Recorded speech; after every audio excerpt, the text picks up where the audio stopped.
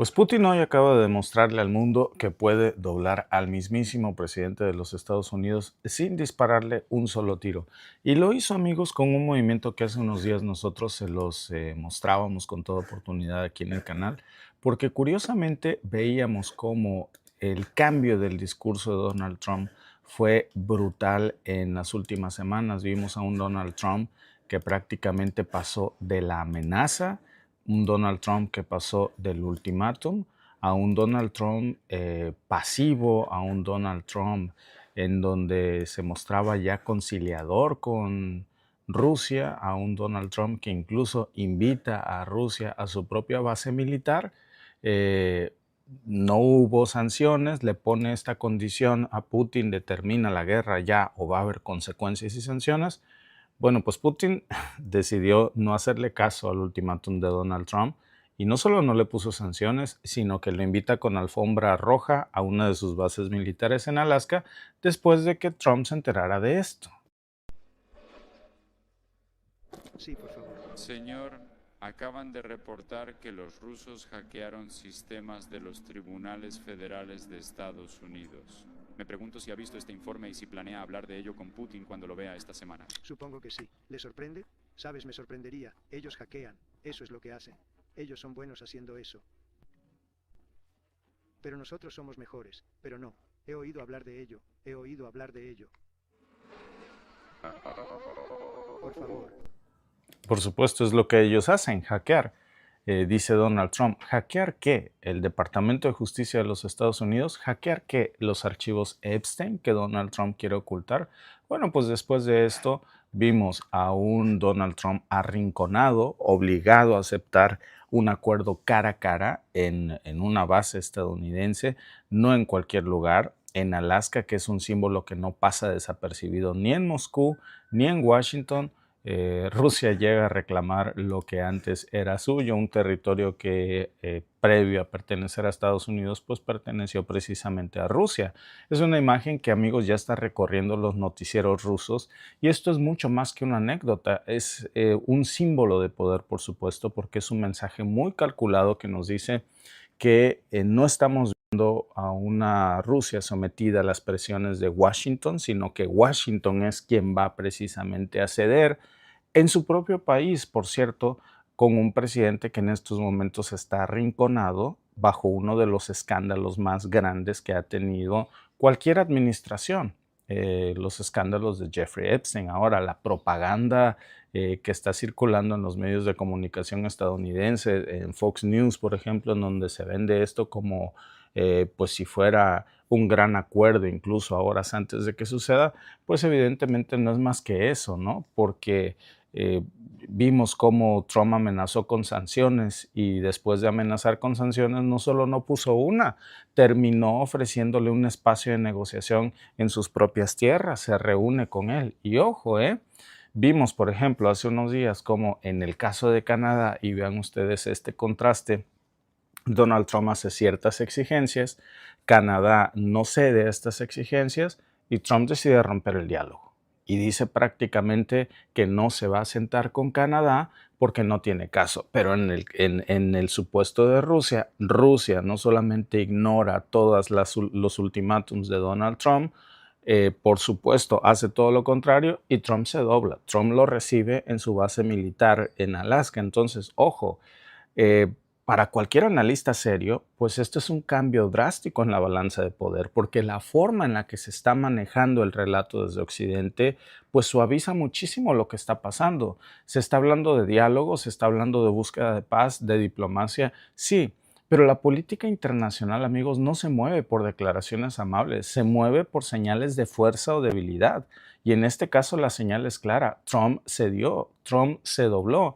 Curiosamente, después de que se anunciara que Rusia había hackeado los sistemas del Departamento de Justicia y de los tribunales estadounidenses. Entonces, lo más irónico es que ni siquiera consiguió, por cierto, que hubiera un cese al fuego previo a esta negociación. Zelensky, que según su narrativa oficial es la figura central de este conflicto, aunque todos sabemos que detrás de esto la OTAN, por supuesto, juega un papel central, pues eso para cualquiera que vea el escenario, vemos a una negociación en donde hoy no acude, por cierto, ningún representante de la OTAN, que es una de las principales partes en este conflicto, seamos claros. No se trata de Rusia contra Ucrania, es Rusia contra la OTAN. La OTAN no está representada en esta reunión. Zelensky, por supuesto, que es un títere que ni siquiera está invitado tampoco a la reunión.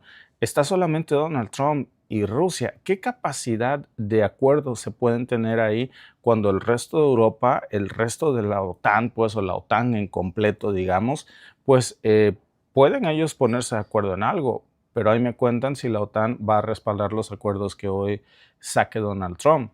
Después de esto, lo que sigue, por cierto, va a ser arrinconar a la OTAN para que la OTAN acepte los acuerdos que hoy se tomen, o de lo contrario se tengan las consecuencias de una dupla, de un acuerdo ya tomado entre Rusia y Estados Unidos. Esto, por supuesto, amigos, que va a cambiar todo el tablero.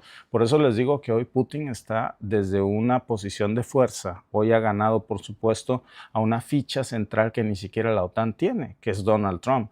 Y este tipo de maniobras, amigos, pues nos recuerdan, por supuesto, momentos de la historia en donde vimos cómo grandes potencias en algún punto decidían pues el destino de naciones enteras y de conflictos, ¿no? Vean ustedes lo que pasó, por ejemplo, en el Congreso de Viena en 1815. Me estaba yo acordando hace rato que estaba escribiendo información sobre este asunto y recopilando algunas fuentes de lo que pasó en Yalta en 1945, por ejemplo. Siempre es el mismo patrón.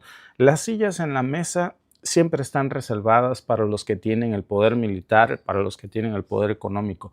Y los demás pues quedan fuera, ¿no? Y aquí hay un punto, amigos, que muchos no quieren reconocer.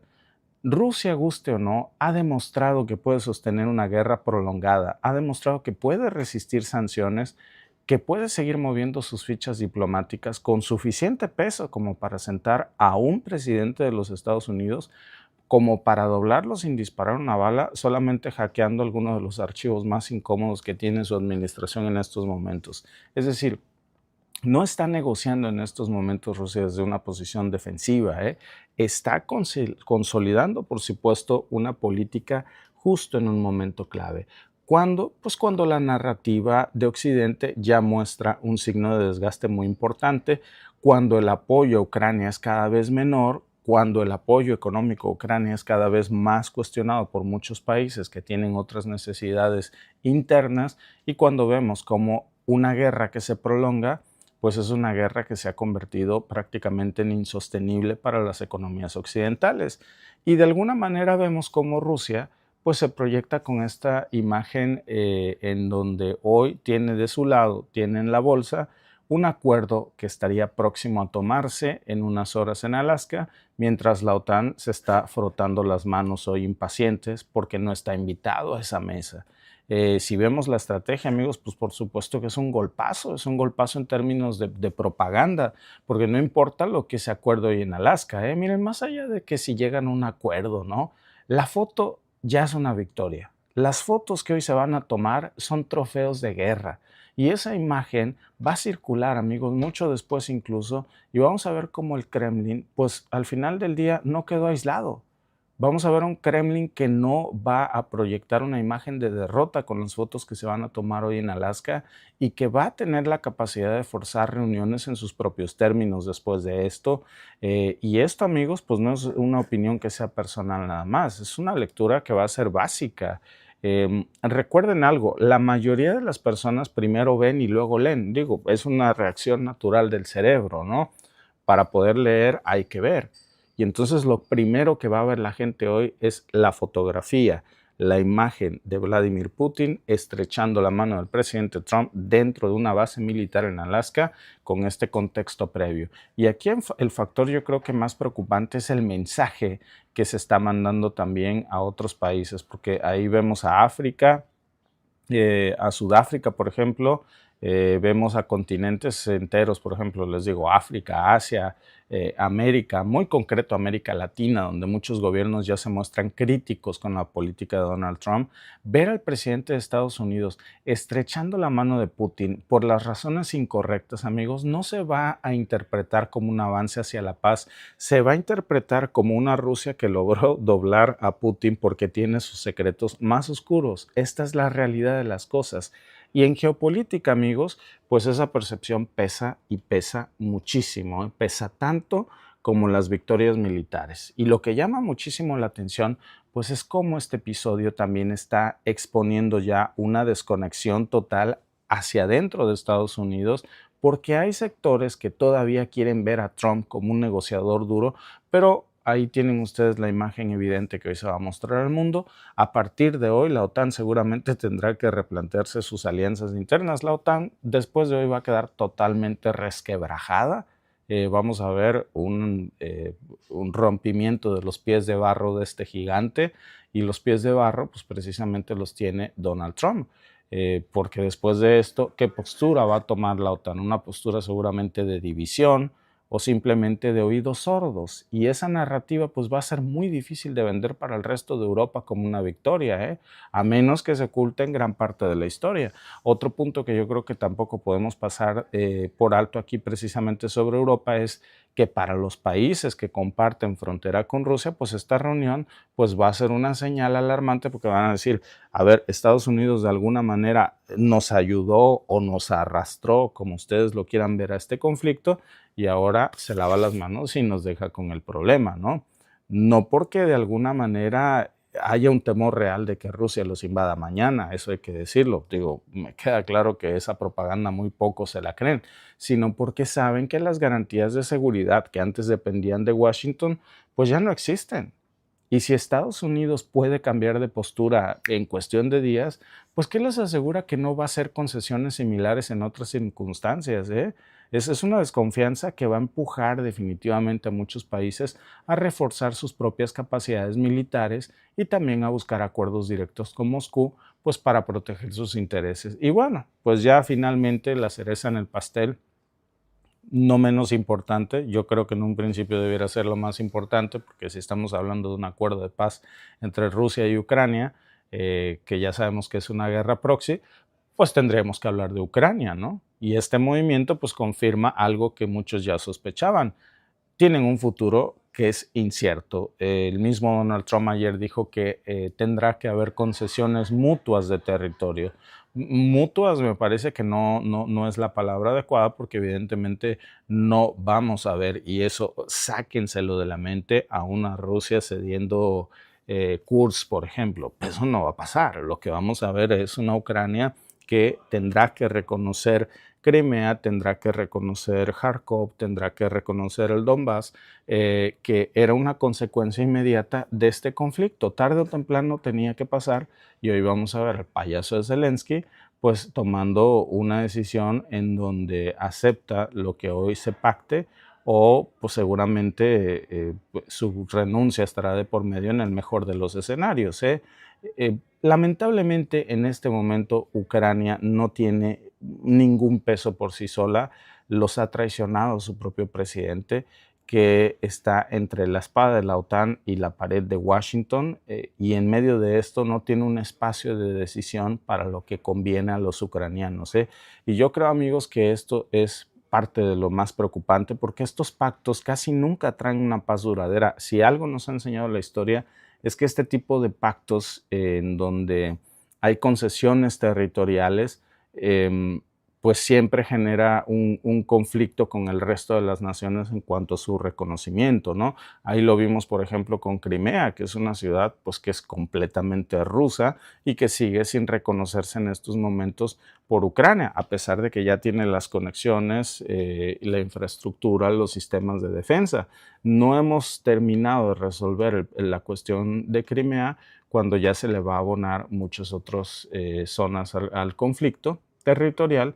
Entonces, pues por supuesto, mientras más dure, pues más posibilidades se va a tener de desgastar toda la voluntad política y económica de quienes apoyaban a Ucrania. A partir de hoy yo creo que ya se lo van a pensar dos veces.